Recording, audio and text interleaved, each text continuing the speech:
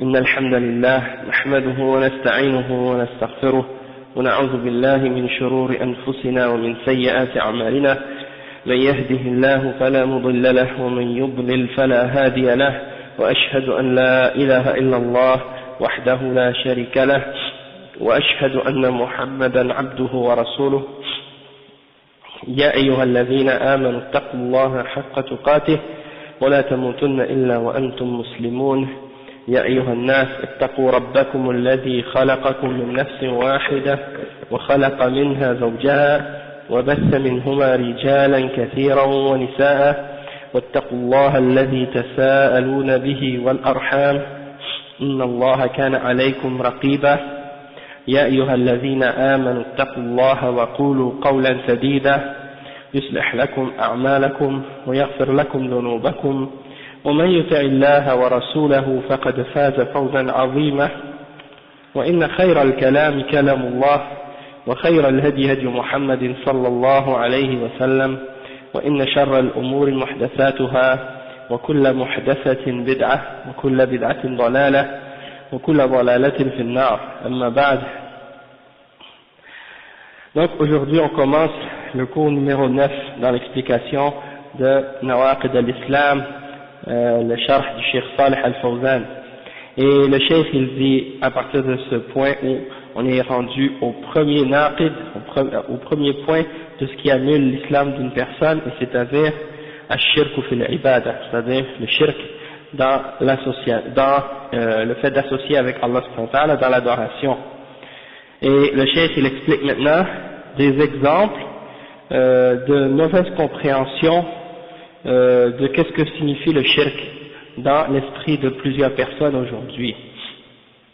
Parce qu'il y a beaucoup de gens aujourd'hui qui ont mal compris la signification du shirk et qui l'interprètent de façon incorrecte.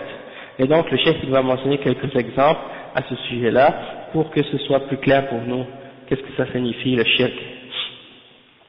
Donc le Cheikh il dit هناك من يفسر الشرك بأنه عبادة الأصنام فقط أما عبادة الأولياء والصالحين والأضرحة فليست بشرك عنده وإنما هي توسل وطلب للشفاعة وما أشبه ذلك والشرك عندهم فقط عبادة الأصنام فنقول إن عبادة الأصنام نوع من أنواع الشرك والشرك هو دعوة غير الله سواء كان صنما أو غيره والمشركون متنوعون في معبوداتهم فما اقتصروا على عبادة الأصنام منهم من يعبد الأصنام ومنهم من يعبد الشمس والقمر ومنهم من يعبد الشياطين ومنهم من يعبد الأشجار والأحجار ومنهم من يعبد الملائكة ومنهم من يعبد المسيح وعزيرا ومنهم من يعبد الأولياء والصالحين فهم متفرقون في معبوداتهم وعليكم السلام ورحمة الله فهم متفرقون في معبوداتهم وفي عباداتهم ولم يقتصروا على عبادة الأصنام وإنما الأصنام نوع من أنواع المعبودات. وعليكم السلام ورحمة الله. Donc le cheikh ici il explique, il dit il y a des gens qui interprètent le shirk comme étant l'adoration des idoles seulement. Donc pour eux le shirk c'est quoi? C'est juste d'adorer une idole, une petite statue qui a une forme soit humaine ou une forme animale, ils la placent quelque part puis ils offrent à cette statue des formes d'adoration. Donc il y a des gens qui s'imaginent que le shirk c'est juste cette forme là, il n'y a pas d'autre forme de shirk, il n'y a pas d'autre sorte de shirk. Et ils pensent que le fait d'adorer les hommes pieux, les hommes qui ont été des hommes très très religieux et qui sont morts, ou bien des hommes qui ont été très pieux et très religieux, ou bien des tombes, hein, après leur mort on les a enterrés et on a construit sur leur tombe des mausolées ou d'autres constructions de ce genre. Donc il y a des gens qui adorent ces choses-là et ils croient que ça rentre pas dans le shirk parce que ça n'a pas la forme d'une statue ou ça n'a pas la forme d'une idole. Donc ils s'imaginent que puisque ça n'a pas la forme d'une statue ou d'une idole, donc c'est pas du shirk, c'est pas de l'association avec Allah subhanahu wa ta'ala dans l'adoration. Donc ils pensent que parce que ces tombes ou ces hommes ou ces prophètes ou ces choses qu'ils adorent en dehors d'Allah subhanahu wa ta'ala ne sont pas faits en pierre ou en bois, ne sont pas sculptés, n'ont pas une forme humaine, ils s'imaginent que c'est correct de les prendre comme associés dans l'adoration et de les adorer en dehors d'Allah subhanahu wa ta'ala. Donc le cheikh il dit, il croit que tout ça, ça rentre pas dans le shirk.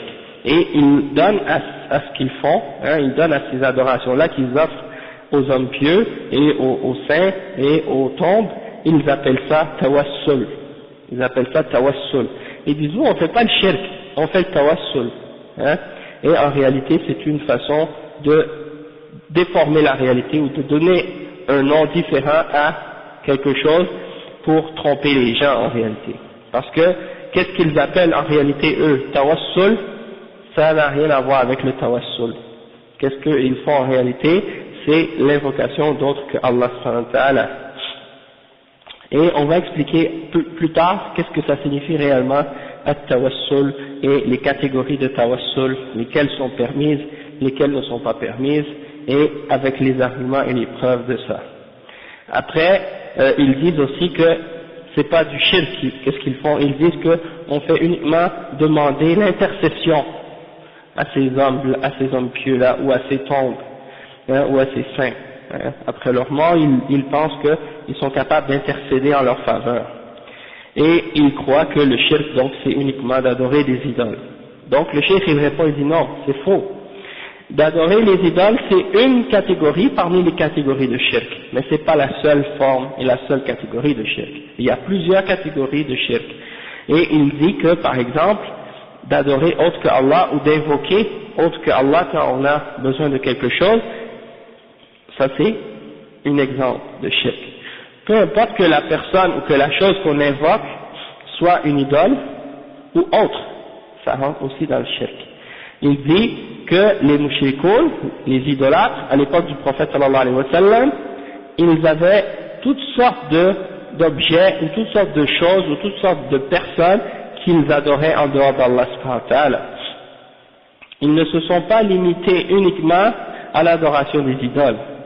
Parmi les mushrikines, à l'époque du prophète sallallahu alayhi wa sallam, et avant le prophète sallallahu alayhi wa sallam, il y en a qui adoraient les idoles, et il y en a d'autres qui adoraient le soleil, il y en a d'autres qui adoraient la lune, il y en a d'autres qui adoraient les diables, les shayatines, et il y en a d'autres qui adoraient les arbres et les pierres, et il y en a d'autres qui adoraient les anges, et il y en a d'autres qui adoraient Al-Masih, Jésus, il y en a qui, parmi les chrétiens qui adorent Isa ibn Maryam, ou Uzair parmi les juifs, et il y en a d'autres qui adorent les awliya, c'est-à-dire ceux qu'ils appellent les hommes saints, qui sont morts ou qui sont vivants, ils les adorent en dehors d'Allah subhanahu wa ta'ala, et donc ils étaient tous divisés dans ce qu'ils adoraient.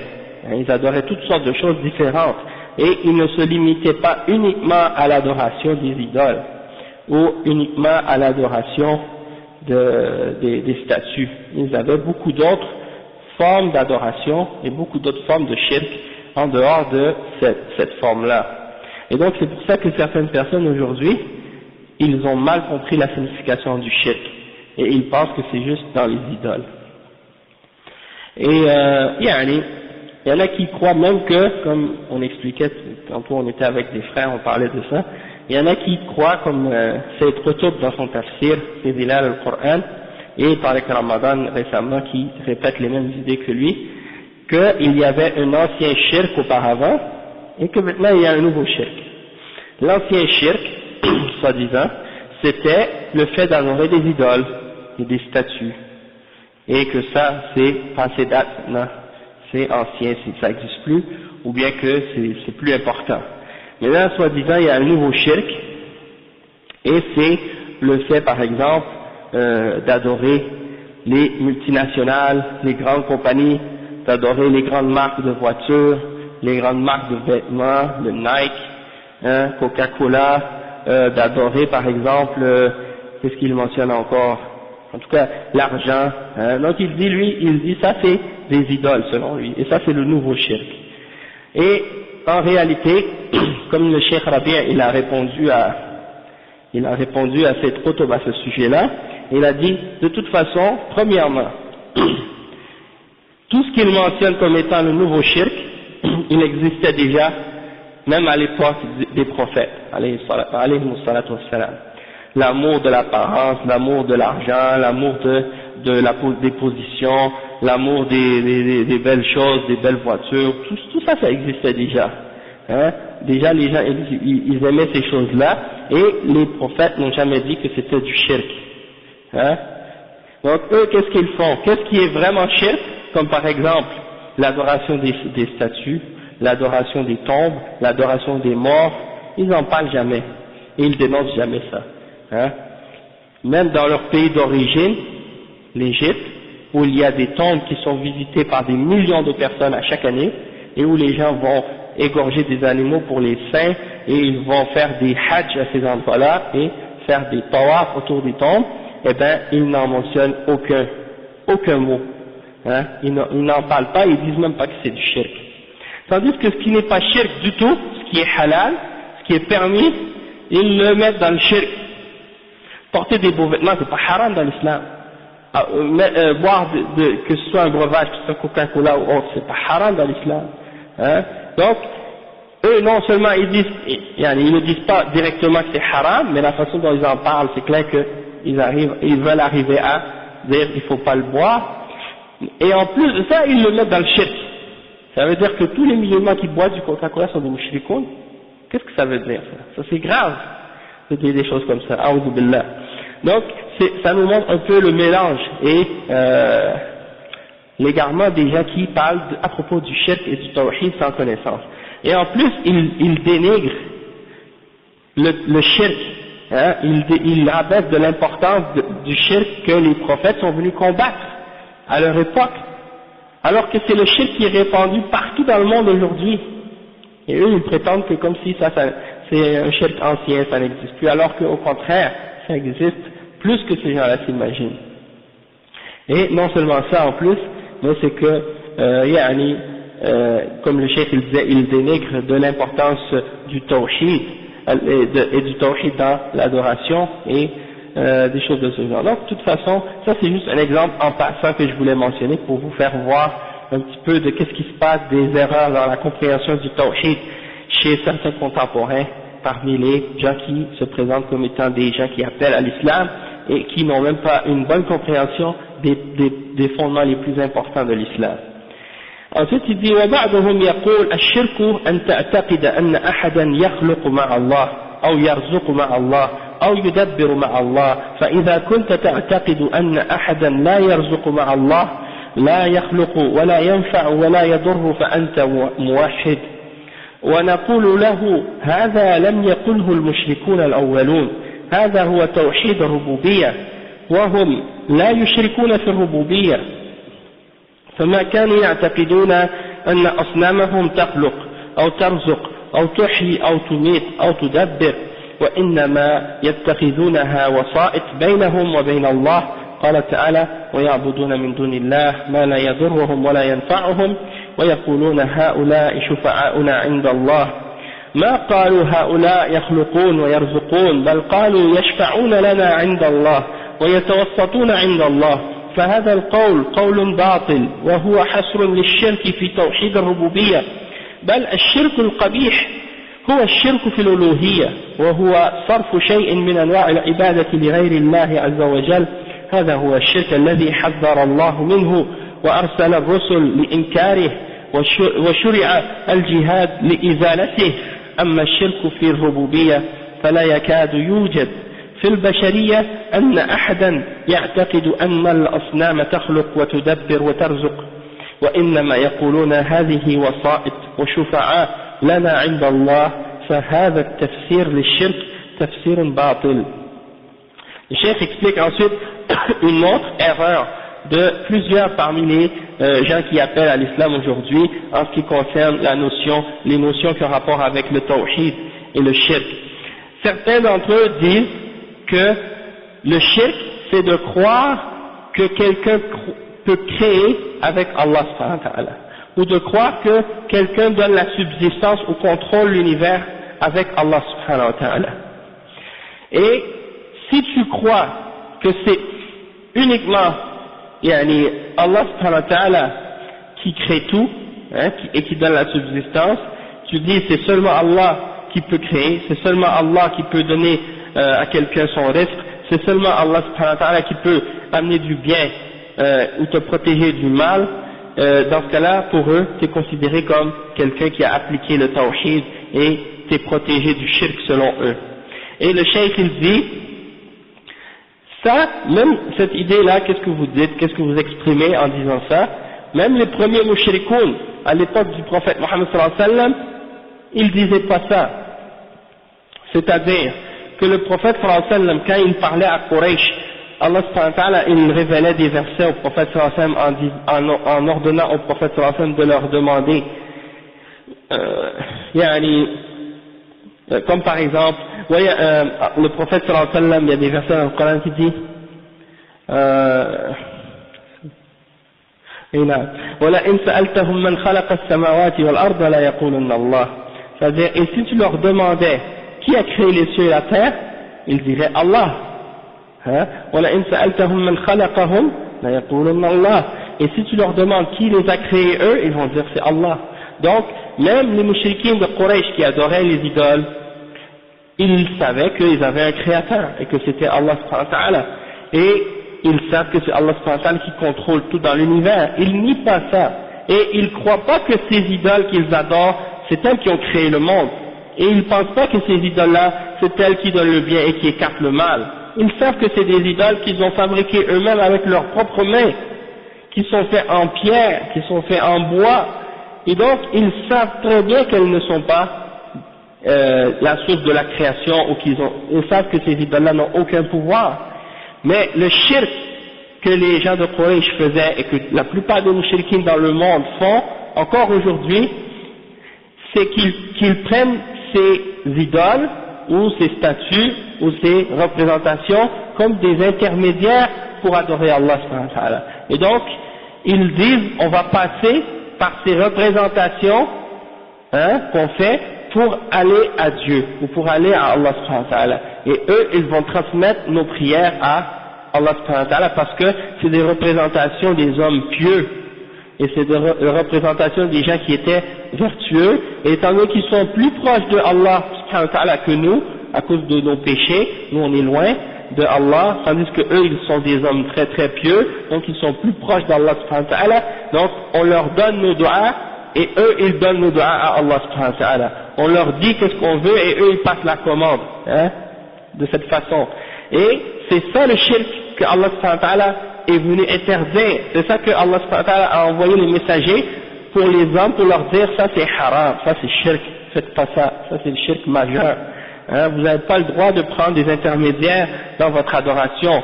Si vous voulez adorer Allah subhanahu wa ta'ala, adorez directement Allah subhanahu wa ta'ala, sans passer par un être humain, sans passer par un prophète, sans passer par une idole ou un statut. Quand vous priez, priez Dieu directement. Passez pas pour prier à quelqu'un, lui il va prier pour vous, non. C'est-à-dire, tu vas pas dire, oh messager d'Allah, demande à Allah pour moi. Ou bien tu vas pas demander directement au prophète, donne-moi quelque chose, en particulier après sa mort. Tu vas pas demander au prophète sallallahu alayhi wa sallam de faire un dua pour toi, puisque maintenant il est mort, il est enterré maintenant, le prophète sallallahu alayhi wa sallam. Donc on n'a pas le droit de demander à quelqu'un qui est mort quelque chose. Et donc ça c'est l'exemple, qu'est-ce que ces gens-là s'imaginent aujourd'hui. Et parmi des gens qui sont sur la aqida des Asha'ira, ils ont cette notion, leur tawhid à eux c'est ça. Pour eux, la plupart de ces gens-là, quand ils disent le mot tawhid, eux ils disent tawhid, toi tu entends le mot tawhid, tu penses qu'ils parlent de la même chose que toi. Non, le tawhid pour eux c'est pas la même chose que le tawhid pour nous quand on suit la voie de Ahl Sunnati wal Jama'a et la compréhension des Salaf Salih. Le tawhid pour eux ça veut dire tu crois qu'il y a un seul créateur. Si tu as cru qu'il y a un seul créateur et que c'est lui qui contrôle le monde et que c'est lui qui est le maître de toutes choses et que c'est lui qui peut te profiter ou qui peut te nuire, si tu as cru en ça, tu peux prendre des intermédiaires entre toi et Allah dans l'adoration, tu peux aller à une tombe, c'est pas grave, ça détruit pas ton tawhid selon eux. Parce que le tawhid c'est que tu crois qu'il y a un créateur. Si tu dis il y a un créateur, ça y est c'est fini, c'est correct. Et c'est pour ça que quand ils interprètent la ilaha illallah, ils disent il n'y a de Dieu que Dieu, ou bien il n'y a de créateur que Allah, où il n'y a de Dieu que Allah. Et c'est pas ça la signification de la ilaha illallah. La signification de la ilaha illallah, ça veut dire il n'y a rien qui mérite d'être adoré excepté Allah subhanahu wa ta'ala. Hein? Parce que l'ilah, c'est qu'est-ce qui est adoré par les hommes. Et la réalité, c'est qu'il y a plein de choses qui sont adorées par les hommes, autres que Allah subhanahu wa ta'ala. Donc, le shahada, c'est pour dire en fait que tout ce que vous adorez comme idole, ou comme chose que vous prenez comme divinité, ou comme ilah, autre que Allah subhanahu wa ta'ala, eh bien, c'est faux. Vous êtes dans l'erreur quand vous l'adorez. Vous n'avez pas le droit de l'adorer. Pourquoi? Parce qu'elle ne mérite pas d'être adorée. Et pourquoi elle ne mérite pas d'être adorée? Parce qu'elle n'a pas rien créé. Elle ne peut rien créer, elle ne contrôle rien. Elle n'est maître de rien. Le seul qui est maître de toute chose, qui contrôle toute chose, qui a créé toute chose, c'est Allah subhanahu wa ta'ala. Et donc, c'est lui seul qui a le mérite et qui doit être adoré. Tout autre que Allah subhanahu wa ta'ala ne mérite pas l'adoration, il n'a pas le droit d'être adoré. Donc ce sont des fausses divinités, ce sont des aliha qui sont fausses. Et c'est pour ça que Allah subhanahu wa ta'ala il dit وَيَعْبُدُونَ مِن دُونِ وَيَدْعُونَ مِن دُونِ اللَّهِ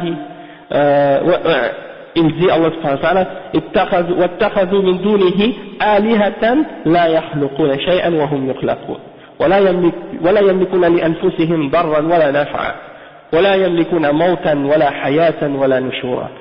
Et ils prennent en dehors d'Allah des aliha, des divinités, des objets d'adoration qui ne peuvent même pas créer, qui sont créées elles-mêmes, et qui ne possèdent pas le pouvoir de faire vivre ou de faire mourir, et qui ne peuvent ni te nuire ni te profiter, et qui ne peuvent pas te faire ressusciter ou autre chose. Donc elles n'ont aucun pouvoir, aucun contrôle, et donc elles ne méritent pas l'adoration. Et donc ça c'est pour ça comprendre que c'est pas suffisant de dire je crois à un Dieu, je crois que Dieu existe, je crois qu'il y a un créateur, je crois qu'il y a un seul Dieu, un Dieu unique. Même les chrétiens disent ça. Même les chrétiens, quand tu leur demandes combien il y a de dieux, ils vont te dire un. Mais quand ils prient à plein. Il prie à Jésus, il prie à Marie, il prie à Saint-Joseph, il prie à Saint-Laurent, Saint-Michel, un million de saints.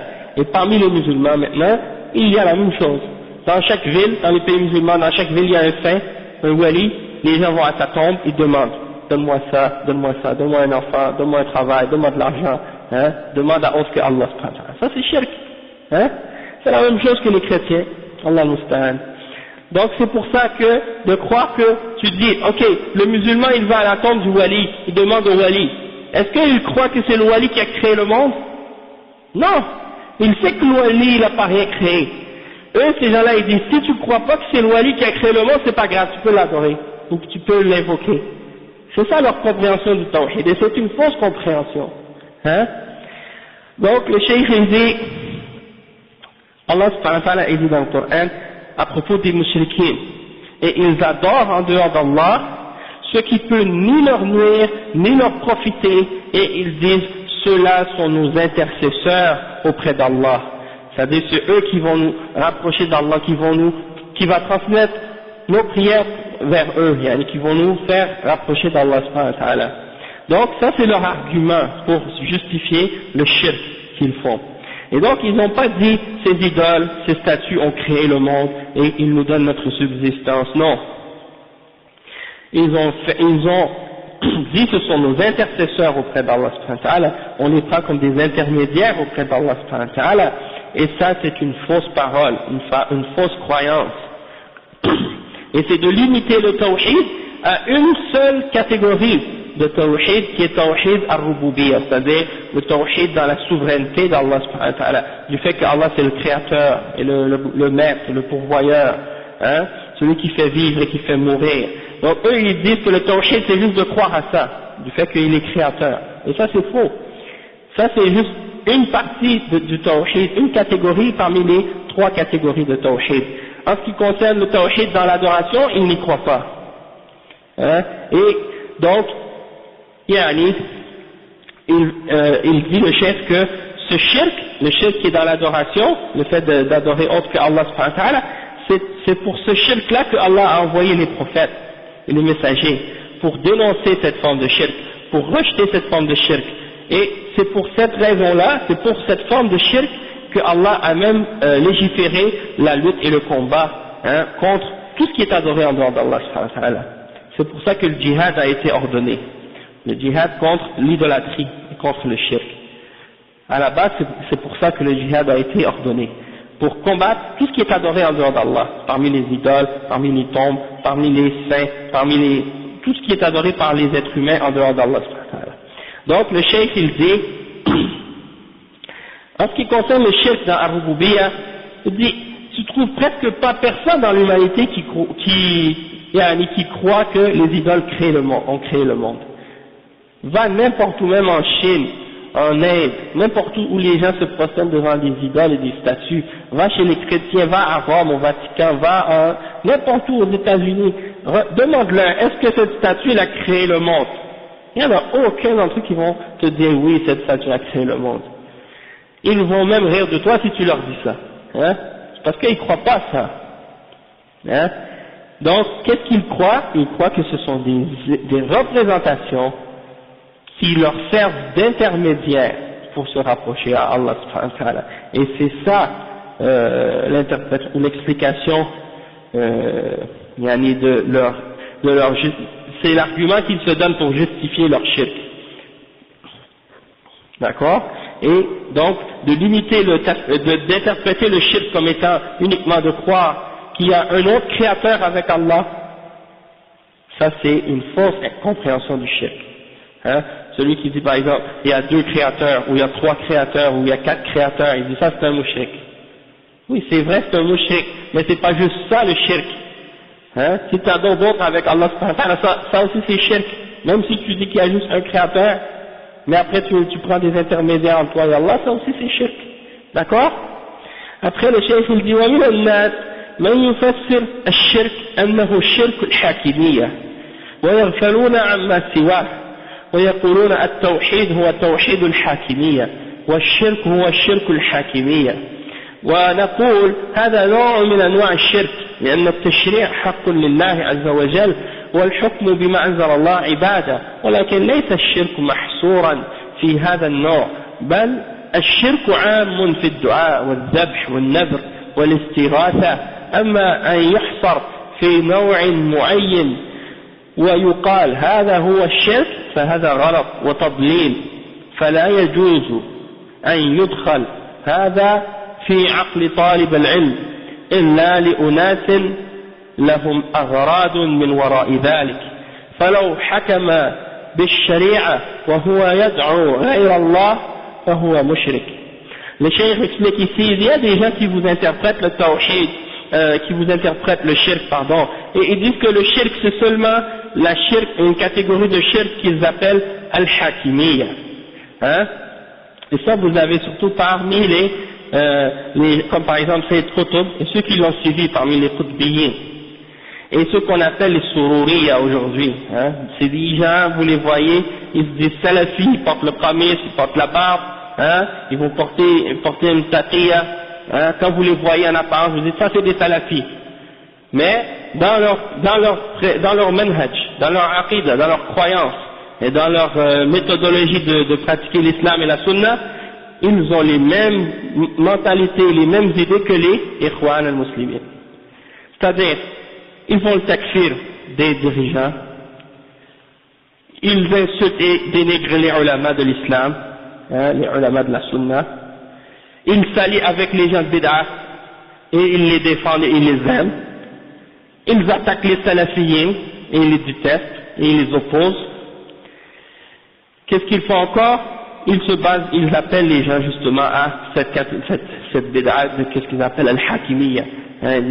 Ils disent que les dirigeants sont kuffars parce qu'ils font le shirk dans al-hakimiyya. Et donc ça c'est des exemples de leur bid'a, de ce qu'on appelle al-sururiya. Il y en a qui, surtout on les voit en Arabie Saoudite, mais également il y en a qui sont répandus même en Occident maintenant. Hein, et ils ont leur mosquée et tout. Et ils se donnent l'apparence de salafis, mais ils ne sont pas salafis. Et il y a plein d'ulama qui ont parlé, qui ont averti à leur sujet. Et on les appelle sururiya, pourquoi? à cause de celui qui, disons, est à leur tête, qui s'appelle Mohammed Ben Abidine Sourour, qui vit en Angleterre, qui a quitté l'Arabie Saoudite et qui est allé se réfugier dans le pays de l'Angleterre. Donc, c'est pour vous dire, c'est quoi leur manhaj? C'est un manhaj ikhwani. Ils appellent aux élections, ils appellent aux manifestations et des trucs de ce genre, puis ils suivent les mêmes bid'ah que les ikhwan dans leur manhaj, sauf que si tu lui demandes où est-ce qu'il est Allah subhanahu wa ta'ala, ils te disent Ar-Rahman wa ala al-arsh istawa. Dans l'asma wa sifat, oui, ils prennent l'aqidah des salafs, mais dans les autres aspects de la voie des salafs, ils contredisent la voie des salafs. C'est pour ça qu'il faut faire attention à ces gens-là, car ils sont très dangereux. Et donc le cheikh il dit, il y a des gens qui interprètent le shirk comme étant un shirk fil hakimiyya, et ils négligent tout le reste.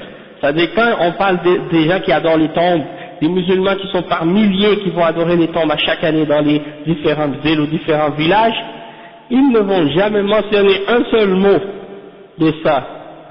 Il dit, vous êtes occupés à parler du shirk des tombes, nous on se préoccupe à parler du shirk des palais. Vous ne parlez pas du shirk des palais des dirigeants, nous vous parlez juste du shirk des tombes. En arabe ça rime, en français ça rime pas, donc ça fait pas beau, mais en arabe il dit antum tatakallamuna fi shirk al-qubur wa tatrukuna shirk al-qusur. Donc ça rime en arabe, ça fait beau, mais en réalité c'est batil ce qu'ils disent. Donc le cheikh il explique et il dit al-hakimiyya c'est quoi? C'est-à-dire que tu crois que le jugement et la législation appartiennent uniquement à Allah subhanahu wa ta'ala. C'est-à-dire que ce qui est halal, c'est Allah qui a décidé et qui a jugé de ce qui est halal, et ce qui est haram, c'est Allah subhanahu wa ta'ala qui a décidé et ce qui a jugé de ce qui est haram, et c'est qu'est-ce qui est dans le Coran et dans la Sunna, c'est la législation divine, et qu'on doit juger selon les lois que Allah a révélées. Ça c'est al-hakimiyya, d'accord? Et donc le cheikh il dit le tawhid, ils disent eux que le tawhid c'est tawhid al-hakimiyya et le shirk c'est le shirk dans al-hakimiyya, et ils se limitent presque uniquement à ça. Et le cheikh lui il répond, il dit nous on leur dit à ces gens-là le shirk de al-hakimiyya comme vous l'appelez, c'est une parmi les catégories de shirk, c'est pas la seule catégorie de shirk. Parce que c'est vrai que la législation c'est un droit qui appartient à Allah subhanahu wa ta'ala, et le fait de juger selon la révélation d'Allah subhanahu wa ta'ala et parce que Allah a fait descendre, c'est une adoration. Mais le shirk ne se limite pas uniquement dans cette catégorie-là, il y a beaucoup d'autres catégories de shirk. Le shirk est général, il y a le shirk dans le dua, il y a le shirk dans le fait de sacrifier des animaux pour autre que Allah subhanahu wa ta'ala, il y a le shirk du fait que tu fais un vœu pour autre que Allah subhanahu wa ta'ala, c'est-à-dire tu vas demander à un wali quelque chose, une faveur ou un vœu, puis tu lui dis si tu me donnes ce que je te demande, ben je vais venir je vais donner 1000 euros en sadaqa, ou je vais t'égorger un mouton. Tu fais ça pour le wali, ça c'est une forme de shirk, ça s'appelle le nadr. Ou bien tu fais al-istighatha, tu cherches le secours quand tu as un danger ou un malheur, t'es mal pris, tout de suite tu commences à crier le nom d'un wali, ya Tijan, ya Abdel Qadir al-Jilani, tu demandes en aide, comme s'il pouvait t'aider ou te sauver, et tu oublies Allah subhanahu wa ta'ala. Donc il dit, tout ça c'est des formes de shirk. Mais on ne doit pas limiter le shirk dans une de ces catégories-là et dire le shirk c'est le shirk dans le dua seulement, ou le shirk c'est le shirk dans le fait de sacrifier pour autre qu'Allah, ou le shirk c'est juste dans al-hakimiyya. Tu n'as pas le droit de limiter le shirk à une catégorie, ou bien le shirk dans al-tawakkul, tawhid al-tawakkul, ou tawhid al-dua. Oui c'est vrai, il y a tawhid al-dua, il y a tawhid al-tawakkul, mais c'est pas une catégorie spécifique et tu en fais un point d'intérêt spécifique ou particulier. Et donc le cheikh il dit de limiter le shirk à une de ces catégories-là spécifiquement, en réalité c'est une forme d'égarement et une grave erreur, et il n'est pas permis d'entrer ça dans la tête des élèves et des étudiants de sciences islamiques, parce que pourquoi ces gens-là se sont concentrés sur qu'est-ce qu'ils appellent al-Hakimiyya aujourd'hui? Pourquoi ces gens-là se sont concentrés sur al-Hakimiyya aujourd'hui? C'est parce qu'ils ont des intérêts derrière la tête, ils ont un but derrière la tête quand ils font ça. C'est parce qu'ils veulent en réalité utiliser ça comme un tremplin pour tomber dans le takfir des dirigeants, pour justifier les rébellions et les révoltes contre les gouvernements dans les pays musulmans, pour ensuite essayer de prendre le pouvoir et faire la fitna dans les pays musulmans et établir leur groupe et leur jama'a dans les pays musulmans. Hein? Et c'est ça qui est derrière toute cette histoire de Hakimiyya. Et donc le cheikh il dit, même si tu jugeais dans un pays musulman par la loi d'Allah, dans toutes les questions de l'économie ou de la politique ou d'autres, et que les gens continuent à invoquer les tombes et adorer les tombes, il dit t'as rien fait encore. C'est quelqu'un, quand il a un problème, il retourne à la charia dans les questions économiques, dans les questions sociales et dans les autres choses. Il juge par la loi d'Allah subhanahu wa ta'ala, hein, sauf qu'il permet qu'on adore les tombes et il laisse qu'on fasse le shirk avec autre que Allah subhanahu wa ta'ala dans l'adoration et dans l'ibada et dans le dua et dans le dhabh et dans toutes les autres formes. Alors il est toujours dans le shirk, il est toujours mushrik, même s'il juge par la charia dans les autres questions. Et donc c'est pour ça que c'est pas suffisant juste de limiter le shirk dans une catégorie comme al-Hakimiyya, parce que ça c'est juste une catégorie. Et ça on va en reparler plus loin, parce qu'il y a une section où on parle de ça en particulier dans ce livre. Le cheikh, donc on va s'arrêter à ce point-là, parce que la prière de Asr est arrivée, et puis après la prière on va reprendre là où on a cessé maintenant, puis Inch'Allah on va continuer l'explication. سبحانك اللهم وبحمدك أشهد أن لا إله إلا أنت أستغفرك وأتوب إليك.